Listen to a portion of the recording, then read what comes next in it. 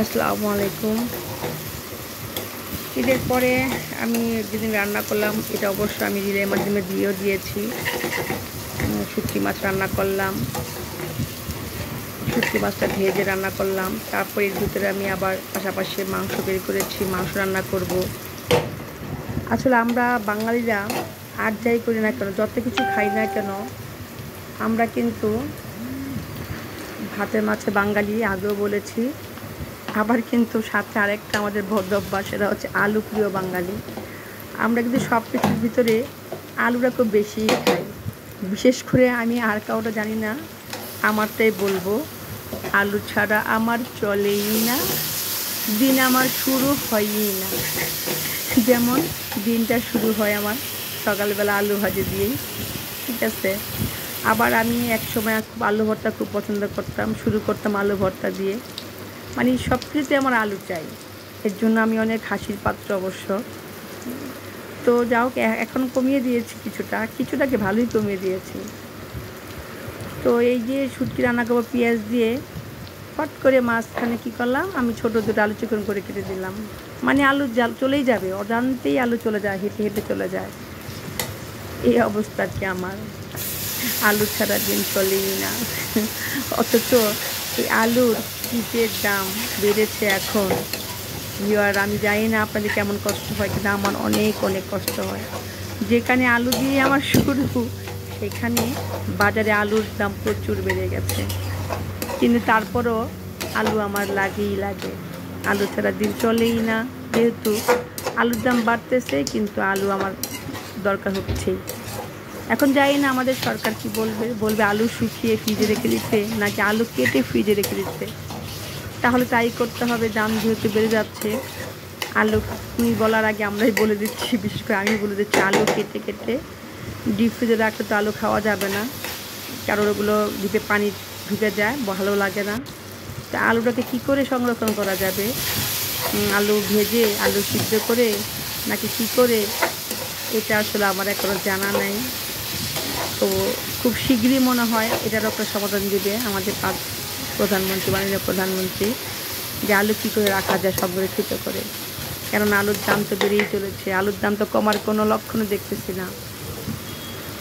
তো যাই হোক, একটু গল্প করে নিলাম আলু সম্পর্কে, এই আর কি অবস্থা। তো আলু আমার শুটকিটা রান্না করে ফেলেছি আমি, এই পানি দিয়ে দিলাম, এখন ঢেকে দেব। তারপরে এটা রান্না শেষ করে আমি হাতে মেখে আজকে গরুর মাংসটা রান্না করব।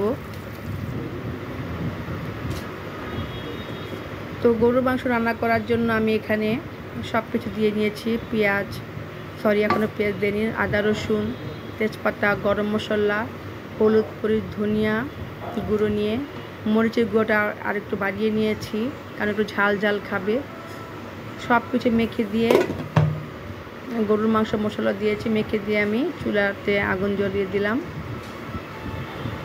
মাংসটা একটু কষে নেবে।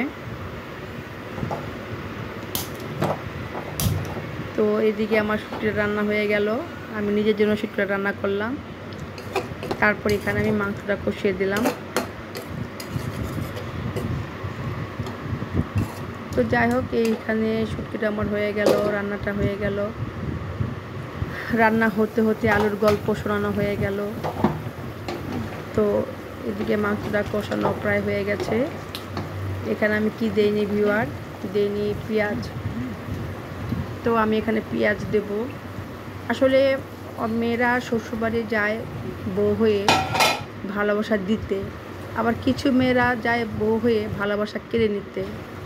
আমি ভালোবাসা দিতেই এসেছিলাম। দেখুন ভিউয়ার, পেঁয়াজটা কেমন মোটা করে কেটেছি। এমন মোটা করে যদি কাটেন, শ্বশুরবাড়ির মানুষ কী বলবো জানেন, বাপের বাড়ি থেকে কি পেঁয়াজটা কাটা শিখায় দেয়নি তোমার মা?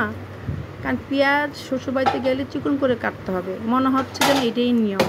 এটা কেন, দেখিয়ে কাটবেন, দেখবেন এটাই বলবে পেঁয়াজ কেন মোটা হয়ে যাচ্ছে।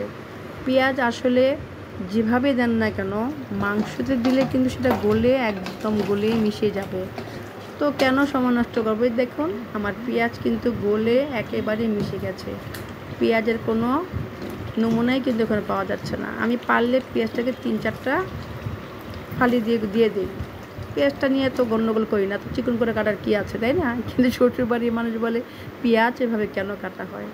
আমি টমেটো সস দিব না। টমেটো শীতের দিনে আমি কম দামের টমেটো এভাবে করে ব্লান্ডার করে ডিপ ফ্রিজে রেখে দিয়েছিলাম। তো সবসময় টমেটো সস দেওয়া যায় না, অনেক দাম বাবা, যত দাম কম জিনিস করা যায়।